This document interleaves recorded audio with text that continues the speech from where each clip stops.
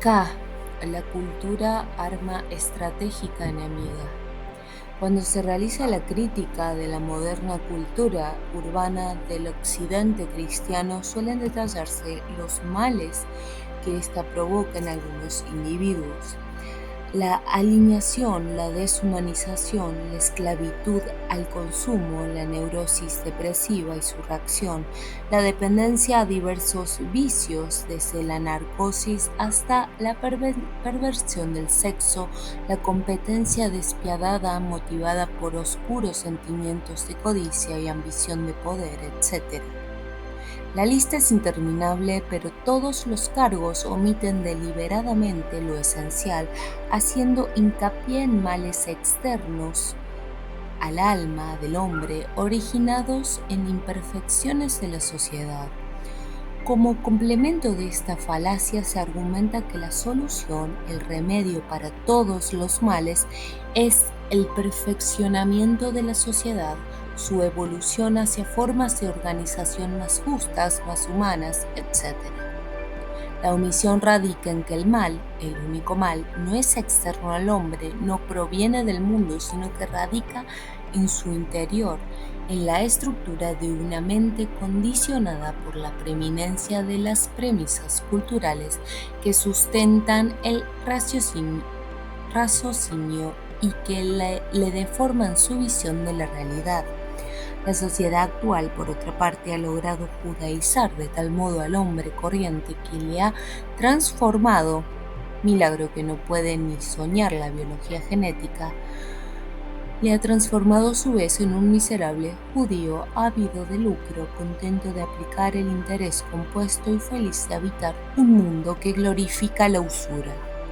Ni qué decir que esta sociedad, con sus millones de judíos biológicos y psicológicos, es para la sabiduría hiperbórea solo una mala pesadilla, la cual será definitivamente barrida al fin del Kali Yuga por el Wildesher. En la Edda, Wildesher es el ejército furioso de Wotan. Según la Thule-Gesellschaft, los Idas han anunciado la vuelta del Wildesher, junto a quienes formarán el último batallón de la SS Eterna al final del Kali Yuga. Hemos puesto de manifiesto el hecho de que una ley de la naturaleza se origina en ciertas relaciones que el juicio racional establece entre aspectos significativos de los fenómenos. Nuestro propósito es dejar en claro que aunque dichos aspectos pertenecen verdaderamente al fenómeno, la relación que dio lugar a la ley eminente ha sido creada por la razón y de ningún modo puede atribuirse al fenómeno mismo.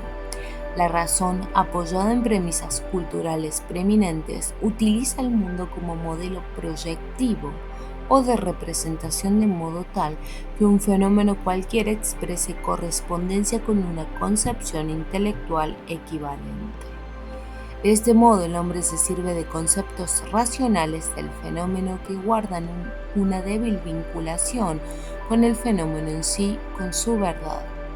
Al efectuar razonamientos y análisis sobre la base de tales conceptos, se suma el error y el resultado no puede ser otro que la paulatina inmersión en la irrealidad y la confusión.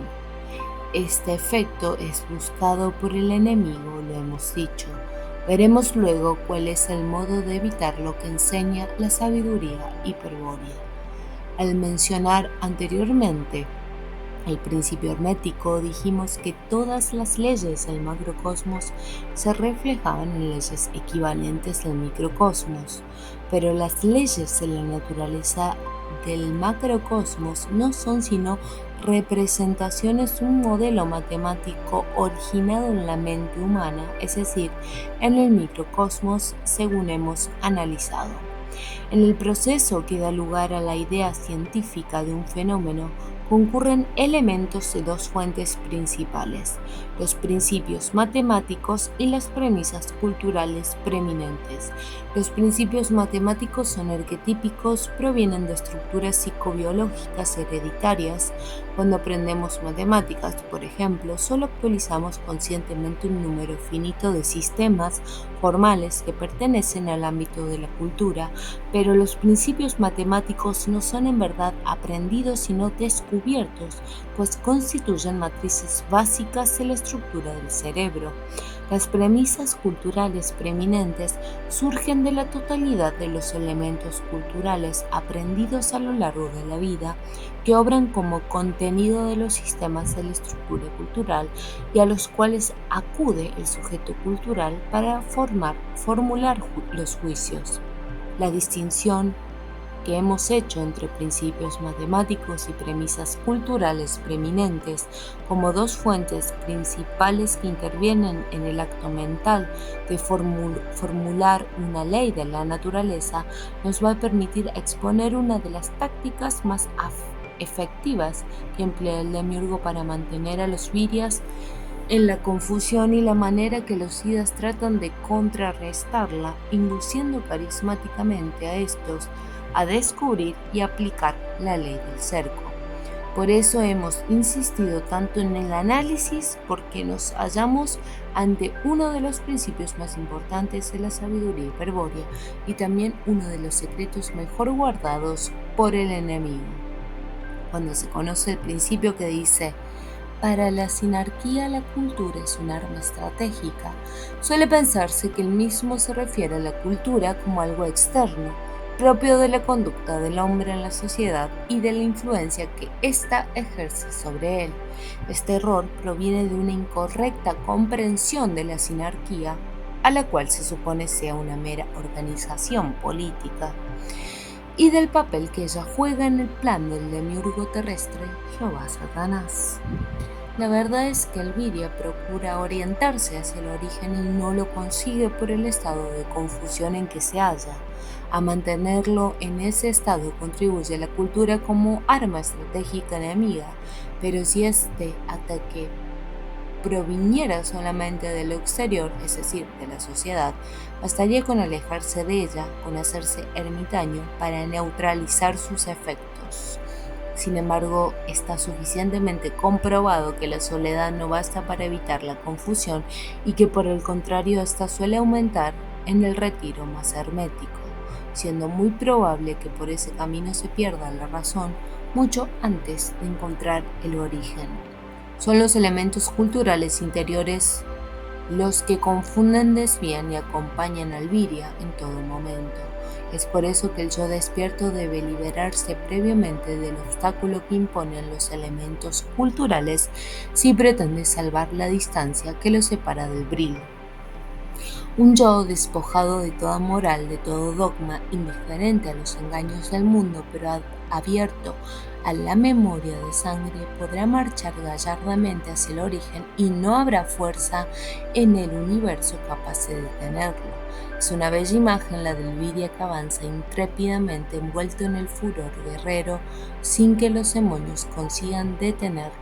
Siempre la presentamos, pero se preguntará: ¿cómo es posible adquirir tal grado de pureza? Porque el estado normal de Elviria en esta etapa del Kali Yuga es la confusión. Explicaremos ahora, en respuesta a tan sensata pregunta, la táctica de los idas leales para orientar a los virias perdidos y neutralizar el efecto de la cultura sinárquica. En Elviria perdido, el yo se halla sujeto a la razón. Ella es el timón que guía el rumbo de sus pensamientos, del que por nada del mundo se apartaría. Fuera de la razón están el miedo y la locura, pero la razón opera a partir de elementos culturales. Ya estudiamos de qué manera las premisas culturales preeminentes participan en la formulación de una ley de la naturaleza. de modo que el yugo que el enemigo ha ceñido en torno al yo es formidable.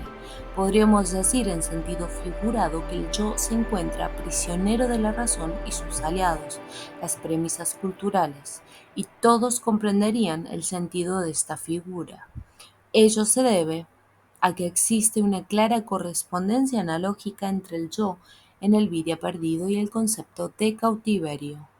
Por esta razón desarrollaremos a continuación una alegoría en la cual se hará evidente la correspondencia apuntada que nos permitirá luego comprender la estrategia secreta que los IDES practican para contrarrestar el alma cultural de la sinarquía.